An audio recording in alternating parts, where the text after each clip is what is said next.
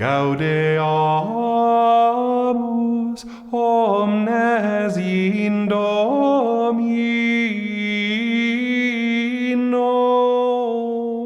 I am going the way of the fathers, for I see myself being summoned by the Lord. Sanctorum omnium.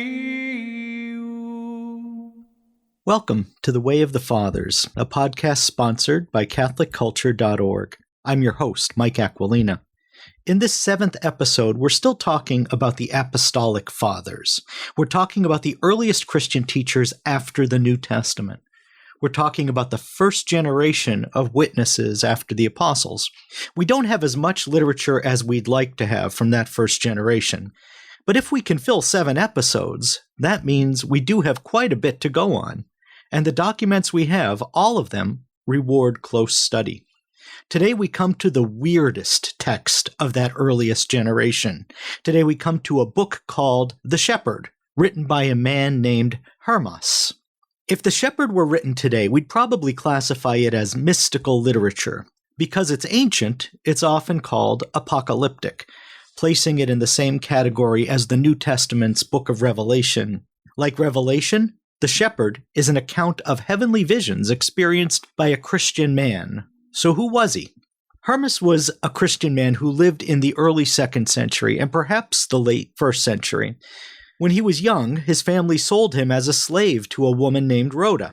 That sounds shocking to modern sensibilities. But this was a fairly common occurrence in antiquity. If a family fell on hard times, it was one way to make sure that some of the children would have food and shelter.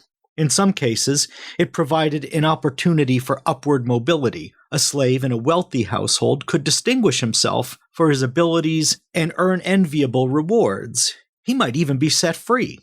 Hermas was probably raised as a Christian, and he was sold to a Christian family. So his guardian seems to have taken care to make a good arrangement for him. And it worked out exceedingly well. Eventually, Hermas did receive his freedom and became quite prosperous. In fact, he became a landowner himself, a gentleman farmer with a wife and children. He remained rather fond of Rhoda, however, and they stayed on friendly terms even after her ownership came to an end. He wrote that she was like a sister to him, but it's probably more accurate to say he had a crush on her. He opens his book, in fact, by telling his readers that on one occasion he'd had lustful thoughts about Rhoda. He saw her bathe in the Tiber River, he tells us, and I gave her my hand and drew her out of the river. The sight of her beauty made me think to myself, I should be a happy man if I could get a wife as handsome and good as she is. After the incident, he walked home by himself and stopped for a nap along the way. It was then that his visions began. The Spirit carried him away, he said, and took him through a pathless place through which a man could not travel. He was frightened, of course, and he began to confess his sins. When he looked upward, he was startled by a vision of none other than Rhoda, and she confronted him with his lustful thoughts. That moment, both shameful and terrifying, marked the beginning of Hermas's repentance and conversion. It's not that he had been a pagan before. He was a practicing Christian, but he was a lukewarm one. In the visions that follow, he's guided like Ebenezer Scrooge in A Christmas Carol to see his life as it really is. The revelations come first from a woman whose appearance changes. She represents the church. And then from an angel called the Shepherd. Hermas comes to admit that his family life is miserable. He's not fond of his wife. She gossips and talks too much, and he has neglected to correct her. His relationship with his children is even worse. We learn that they, during a recent persecution, had turned their parents in to the authorities. Why? Hermas doesn't say. Maybe they wanted to fast forward their inheritance. In any event, he has to acknowledge that their behavior is a direct result of his own bad parenting. We learn also that he has a problem with habitual lying. After the shepherd's admonition, he admits out loud, "Sir, I never spoke a true word in my life, but have ever spoken cunningly to all." Now, some readers may look at Hermas's repentance as an extreme overreaction. I mean, he's not a murderer. He's not a thief or a womanizer. From the outside, his life probably looks pretty okay. He keeps a veneer of Christian piety. He lives a respectable bourgeois life. He can even fool himself into thinking that his feelings for Rhoda are purely platonic. But what he learns from his visions is that underneath the veneer, he's rotting. He's rotting with lust, lies, and resentment. He's a failure as a husband, a father, and a friend. And he has to admit that his failure is his own fault.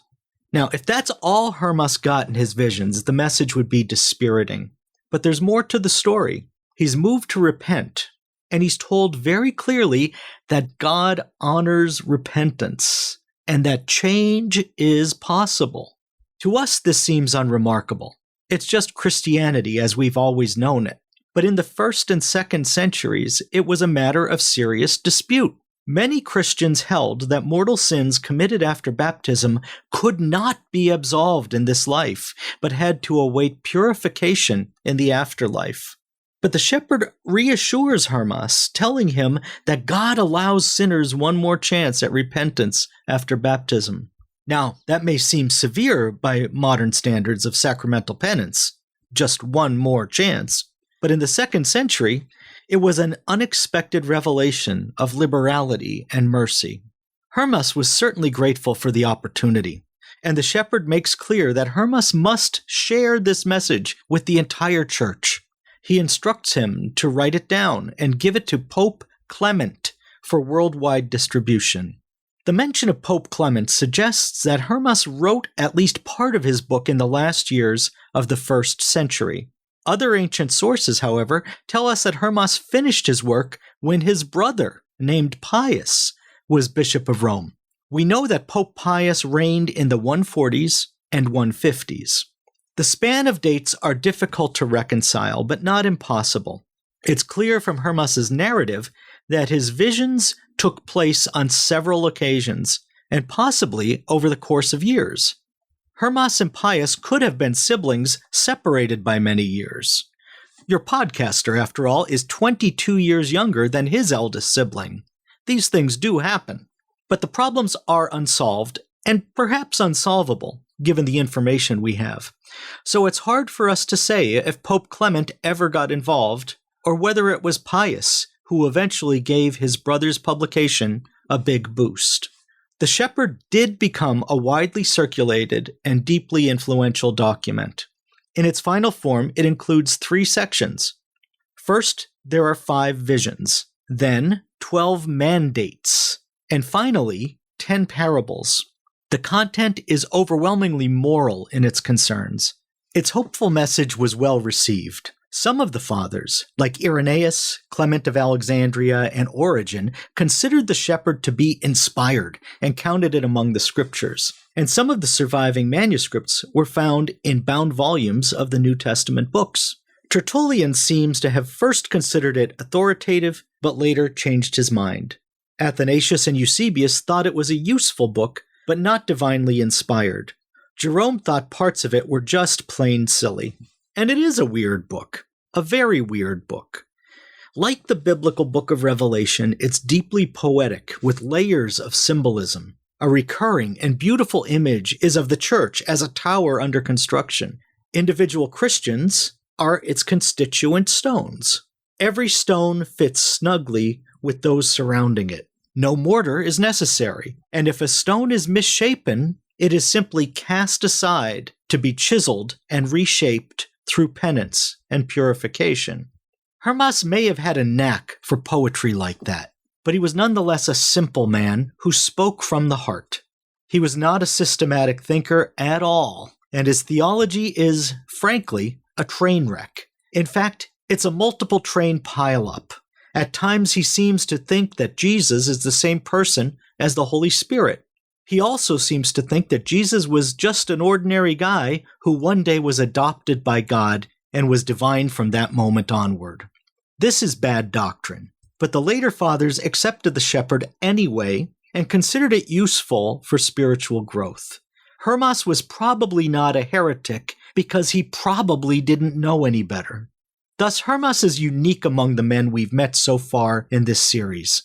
He's the only one of the Apostolic Fathers who's not a classic hero. Ignatius and Polycarp and Clement were impassioned martyrs and men of wisdom and eloquence. Hermas was something of a spiritual schlep, but his testimony of repentance and conversion was so convincing that it inspired readers for centuries afterward, and so he requires our attention.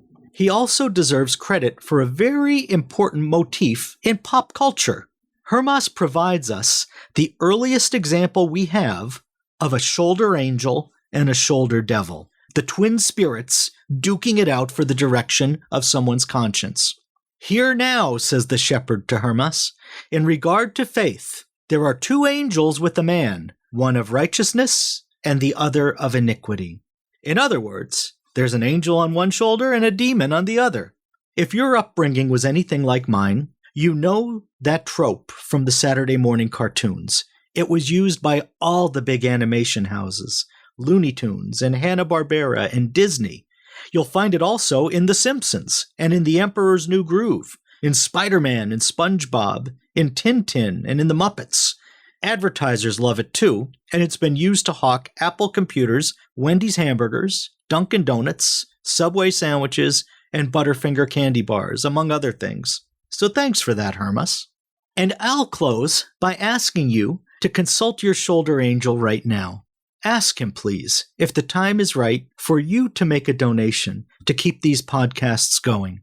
Our sponsor, CatholicCulture.org, is run by Trinity Communications, a nonprofit organization, so donations are tax-deductible in the United States. Donations can be made by credit card, PayPal, check, or in the form of stock. So please go now to our donation form at CatholicCulture.org/donate/audio. We pray for our benefactors every day, and I thank you for listening. De quorum solemnitate gaudent angeli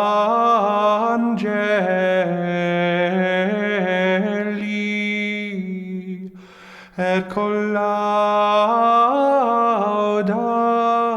filium Dei.